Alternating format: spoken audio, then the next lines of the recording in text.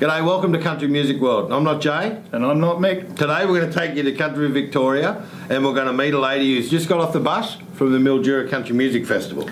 She has got one of the biggest collections of cowboy boots I think I've ever seen, Mick. So glad you said cowboy boots just then, Jay. Me too. She's a real Aussie lyric in this one, and if you want to be entertained and have a good belly laugh, this is your girl to go and see. And by crikey, Jay, she can sing too. Subscribe to the channel, like and share the posts, sit back, relax, and let's get to know a little bit more about Bec Hance. Still there's nothing more to say. It's your life you waste away. It's your life you waste when you got nothing more to say. Still there's nothing more to say. It's your life you waste away. It's your life you waste when you got nothing more to say. All right, Jay, so we're going to cut across to Bec, who'll be in a house here somewhere. And we got you online, Bec? G'day. Hey Bec, how you doing? There you go, mate. Welcome to Country Music World. Thank you for having me. So you've just come back from Mildura Festival. How was that? Yeah, we just got back. We had a ripper of a time. It's always great down there, or up there, wherever you're travelling from. And it was my 7th year playing there. I started playing there when I first started in country music, and the crowd's really cool. They dig my stuff. I've got a lot of I write a lot of Aussie country music, real Australiana sort of theme stuff. So they really like it, and we always have a great time. We're always buggered when we get home, but it's well worth the 10-day slog to get your music out there and get amongst the crowds, and great fun. Yeah. Did it rain much there, Bec? Danny got washed out a couple of days because they have a lot of open venues, but there's plenty of other stuff going on. There's probably about at least half a dozen to 10 venues going at one time, so there's plenty of things to do. So they've lost a couple of open venues a couple of days, but it's always normally hot down there, so they just struck a bad year, but next year will be ripper weather, I reckon, so she'll be right. Yeah, you'll be right. Bec, what got you into country music in the first place, mate? What was it for you that said, I want to be a country singer? Oh, well, if I go right back, me daddy, he always used to like listening to the old vinyls, and used to get us around the record player years ago, and when we're only a short height, and we used to listen to stuff like Johnny Morton and Tex Morton, and even way back he had some Shirley Tom's records, some Australian stuff, and he had a lot of American stuff like Del Shannon and all those things. And Mum used to have a tape deck in her car, and she used to have Loretta Lynn playing and Tammy Wynette and Connie Francis and all that in her car, and we weren't allowed to listen to mainstream radio. It used to drive us bananas. But I thank her now because I think I just love that music. She brainwashed me with it, but it was great because I love singing that stuff, and it's just stuff that will never die. And then I always wanted to play music. We weren't a musical family apart from just listening to stuff, but always wanted to play the piano. I think I secretly wanted to, be like the man for Snow River, and be like Jessica and play that and find a cowboy and all those sorts of things when I was young. And I wanted to play the piano. She thought it was a phase, and then I kept nagging her for years to play, and eventually she got me lessons. And then later on, when I was doing all the piano stuff, I picked up the guitar and used to write songs, and Mum got me some lessons when I was at uni. I was studying science and got some lessons in the city, and I showed her my songs and always used to sing around the house, so Mum thought you should learn how to sing. And it all went from there. She really inspired me to put me stuff into competitions and start doing some competitions with me singing. She really liked my voice and what I wrote. And then I started getting some recognition within the industry, and it's just all snowballed from there. And I've just been slowly climbing the ladder and slowly just getting my stuff out there. It's a lot of fun. Get to see Australia, and that's sort of where it all come about. Okay, well, let's talk a bit about your music then, Bec. What have you got a new album coming? New music coming out? Any singles out? Yeah, well, I've been working on a children's themed album at the moment. It's in the writing phase. We did a duo about 12 months ago, and that's with my partner Pete Wilson, and we did that because I've been doing this for about 6 or 7 years, and my solo stuff is really Australiana, and a lot of people seen me perform with my partner who plays guitar beside me, and they like the duo stuff. So we did a duo album, we did a couple of kids songs on that, and people really dig that, and especially the kids. So when we go to a festival, you know, the kids normally buy me album and they like what I do. And Pete and I have got nephews and nieces between us. We've got 9 under the age of 7, and they'll dig what we do. So it's really inspired me to write more in that sort of theme kind of music, and we're getting that sort of vibe going. So that's what we're going to do next time. My partner also, he draws really cool stuff, so he's going to make a little colouring book, and we're going to make it that sort of thing. And I've written some songs with some young kids as well, which is really cool. I've got a song with Caitlin Jane. She's Keith Jamison's daughter, and we wrote a song called "I Don't Want No Cowboy for Me." And and I've got another song that I wrote with my nephew. He said, "Let's write a song, Auntie Bec. Let's write it." And he's 5. Mickey Bicky Boo Barbe. So we've written a song called that. It's really stupid, but it's really fun. And so we're going to put all that sort of stuff on there, and hopefully it'll be a bit of a banger, and it'll come out about February, March next year. Nice. I'm very intrigued to hear that. Mick will get the first copy, mate. Yeah, sign me up for the first one, Bec. I'm in for that. Hey, you know, I mean, you've been around the circuit, and you do a lot of travelling, you do a lot of shows. What would be some highlights of yours if you could sit down and you had to summarise everything you've done from right back when you were a kid to now to current day? What would be the ones? What would be the highlight moments for you reckon? Well, I reckon as a country music artist, you know, you're always inspired to do the golden guitar thing, and you know, everyone does the Star Maker thing and all that sort of stuff. You know, that's pretty mainstream, that's pretty common. I achieved the nominations in 2013 and 14, which is always a cool thing, you know, and it's a good highlight. But I reckon, you know, I was really reflecting on the Country Music Festival of Mildura this year, and a lot of people come up to me and go, "Oh, Bec, can you sing your song about Lou and Ray? Oh, can you sing your Jonathan Hall song? Can you sing your ballad of Castle Ray? I love that song. I love that story about the horse that was a bugger." And I think to myself, you know, people sing along to my lyrics, or they come to me shows. You know, there's just me singing on the show, and it's a 2-hour show. Or they'll come to a festival because they say, "Oh, we weren't going to come to this festival, but when we sang your name, we're like, we had to go." And I thought, you know, that's my success. That's something that you know is an achievement for me. When people want to hear my songs, they want to come to a festival and listen to me, or they buy my album. They don't even look at the songs; they just buy it because they bought the last one, they loved it. And that's probably my biggest success so far. And if I can just build on that and keep building on that, that's what I want to do. Because I've always wanted to songwrite. You know, I love Australia. I love the way of life we've got.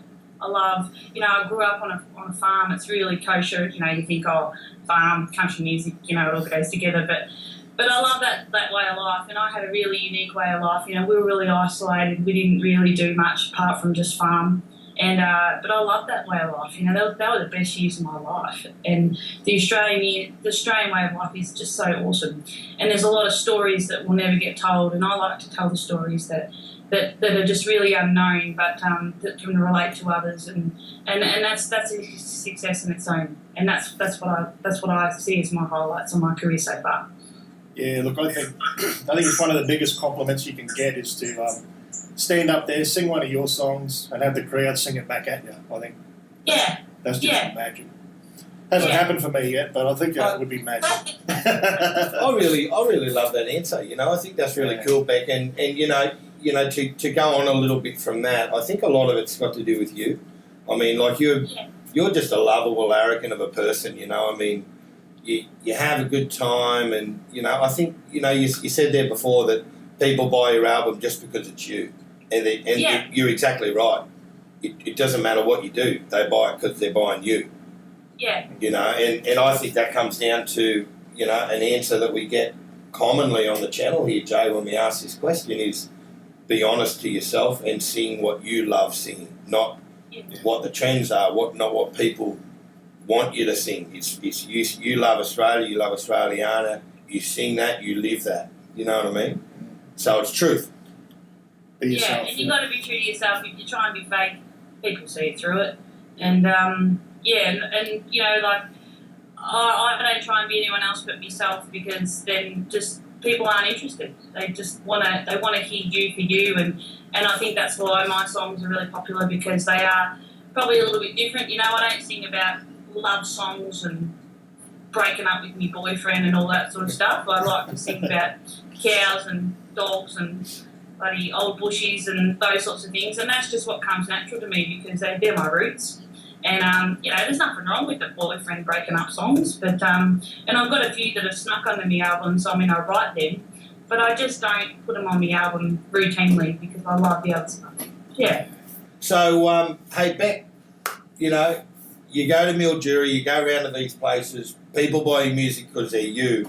Probably there's a bit here to say, Joe. I think it's pretty fair to say that Bec actually needs to sell lots of CDs. She does, mate. I think for her lifestyle, you know, and you know, she has a little fetish happening here that probably a lot of people don't realise. And if you look over her shoulder there, at the back there. And if anyone has noticed, you know, we're going to get Bec to move this camera, because, you know, currently we can see 1, 2, 3, 4, 5, 6 pairs of boots. But just have a look at this. Now that's a bit silly, Bec.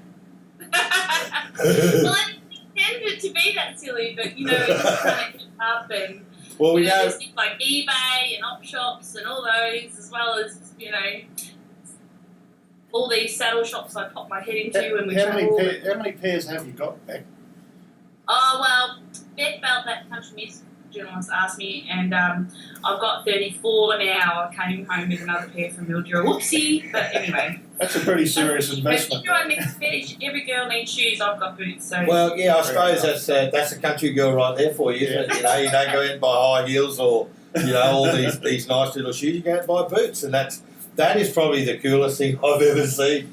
I don't think I've ever seen that many sets of boots, you know. Well, it's my shrine. It's my honour board. You know, it's part of me, and I love, you know, wearing them. I wear them all. I just try different outfits every now and then when I play. So, and people love it. They say, "What boots you got on today?" And it's a talking point. It's good.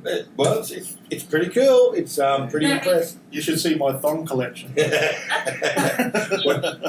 We're in North Queensland, so we just have thongs up here. We just have thongs. We have Victoria. I need my feet to be warm, and they're nice and warm then. So, Bec, besides having a good boot collection, what other advice could you have for up-and-coming artists that are getting into the industry?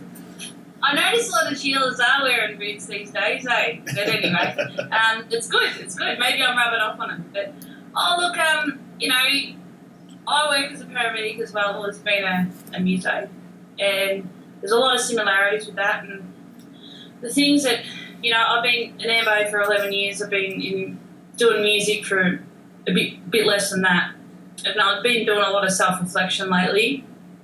And I reckon for me, there's 3 things that you need, and with anything, and particularly in country music, my advice would be you need to have persistence. The second, you need to have resilience. And third, you need to have passion. And you've got to have all those 3 things. And persistence, I mean, like, you need to, you know, consider new things. You need to continually try and change. You need to try and learn all the time. You know, you can't know everything all the time. And that's persistence. Continually trying to improve your craft and do what you do. And the second thing with resilience, you know, there's going to be these buggers out there that, you know, don't like your hair or don't like your boots or don't like the way you talk or don't like what you sing. You know, it's like that Taylor Swift song, you know, haters going to hate, just shake it off. You're just going to have to move forward. And there's years ago I used to have people that, you know, there'd be 50 people tell me how much they like my songs or what I did, and there'd be this one bugger that'd come up to me and go, "Oh, you've been a good paddock lately, Bec," or something like that. And I'd just dwell on that comment for like weeks, and I don't know why. So, and I just trying to get a different mindset, and I think that's what you need to have as well. Now, with that, Bec, I mean, that's, you know, as sad as it is, there's a lot of that actually goes on. Yeah. How do you get past that? I mean, you know, it's one thing to just let time plough through, but in your brain, you still got to move on and keep your confidence up and keep your momentum going forward. What were some things that you told yourself or that actually got you through those things, because they hurt. They really hurt, those sort of comments. Yeah, they do. And it's and this is one comment. It's not like you're always getting bad comments. You hardly ever get them, but every time you get it. But it comes back to resilience, and it comes back to the third thing is passion. You've got to have that passion. Why are you here in the first place? What are you doing? What you're doing? Why is it that you do what you do? Why is it that you like what you do? Am I still liking what I do? Do I have to change what I do? Why have you got the passion for what you do? And I don't know why I've got the passion for what I do. I love country music. It's probably been bred into me and brainwashed into me, but if I don't have it up on the radio every day, or put some records on every day, I get a bit depressed, I think. Or if I don't get on the piano and play a bit of a tune, or do something, it's part of my everyday life. And I think if you don't have that passion or drive, you do become non-resilient, and you need to keep that passion, because then the resilience just builds, and then you don't even worry about those negative comments. You just shake it off and move on. So if you have those three things, you can get through anything, and you don't have to worry about all that bull crap. It's just bull crap. Yeah, it is. I really love that, and I hope a lot of young ladies watch this and put them, in their pocket for later, because they can use that advice. It's a little different for guys than it is to girls. We all know that, but there'll be a lot of girls that I think that can take some of that and put it to, moving forward. Bec, thanks for saying that. That's really cool. Good answer. Yeah. Now, mate, if people want to follow the Bec Hance journey, and we highly recommend they do, because you're an absolute ripper. And, the cool thing, Jay, you're going to Tamworth, aren't you, Bec? Yeah. We'll be there for a couple of days. So I'm going to drag Jay along. He won't be kicking and screaming at all. He'll come voluntarily. We're going to go and find Bec, and It's his car. Yeah, it's my car. We're going to go. So we're going to come along and find Bec. We're going to come along and find Bec, and we're going to sit down, and I'm going to let you watch this lady, because she's an absolute joy on stage. She's funny. And I don't mean to talk to you as a third person here, Bec, but the things that I've always loved about you from the moment I first saw you and the moment I got to know you was you're infectious. You're happy. Someone called me dog that. Like healthy dog, people call you infectious. So maybe I got it from him. Well, there's a whole thing about, and I think it always stems back to being you. It's exactly you. You're not trying to be anything else, and there's always going to be people that like that or don't, and that's fine. But for me, I took to it like a duck to water, because it's just, I want to be around people like you, and I want to watch you sing, and I want to be on your stage and play with you, because I've done that before, and I haven't been able to play. I've been crying that much laughing, because she's an absolute wag. So you got to be careful of the curveballs she throws in the show. But we, in saying that, we honestly hope people come and find you, because they will enjoy the 2 hours that they're there, or the 3 hours, or the 1 hour, however long it is. You will make it memorable for them. So that's a cool thing. So on that, where can people find you? So when you're out and about playing, have you got websites and Facebook and? That's right. You got all that stuff? Got my website. It's www.bechancecountry.com. That's my website. And then obviously I've got a Facebook page, just Bec Hance, and you can like that. They can catch me. Basically, I update those pages as much as I can. So they're pretty much the main sources to look at. You can buy my stuff online on any iTunes and Amazon and all those things.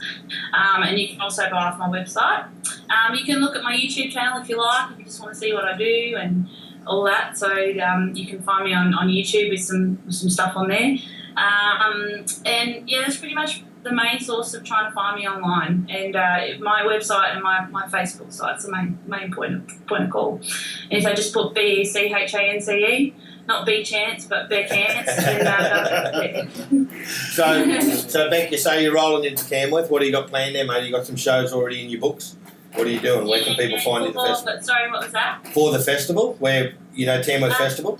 I haven't finalised them at this point, but I'll only be there for a couple of days because I'm working and I can't get the full time off. But I'll be there for a couple of days and I'll update that in the next couple of weeks. It'll be out there. All right, so keep an eye on that one. We're going to make sure all your links are below in the description, and we know you're tired from the Mildura Festival, so I'm probably all husky and stuff from like singing for 10 days, and, you know, walking everyone, and we go catching up with all the band and band members and stuff at night and having a bundy and catching up about bull crap at night, so it's good fun. Yeah. That's the best part about Mildura, isn't it? The networking at the Grand Pizza Shop. Is it still at the pizza shop? Yeah, with Joe and down there, it's good fun. Yeah, we just and sometimes they just have jam sessions, and yeah, it's just such a great festival, and it's probably the integral part of country music for independent artists, so it's great. Yeah, 100%.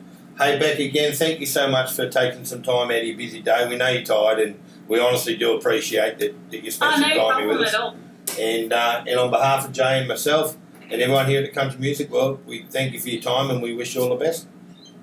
Thanks heaps for having me, boys. Good on you, No Bec. worries. See ya. Thanks, Bec. See ya. Bye. Did you like that interview and want to see some more just like it? Then check them out right there. We've got artist interviews, we check out the festivals that are happening in your area. We'll have a look at the country music birthdays, and then we'll dive back into the history of Australian country music. We've got the CMW Country Artist of the Week chart as voted by you, and we also have heaps of weekly prize giveaways. So give us a thumbs up, subscribe to the channel, because together we can make a difference in the country music world.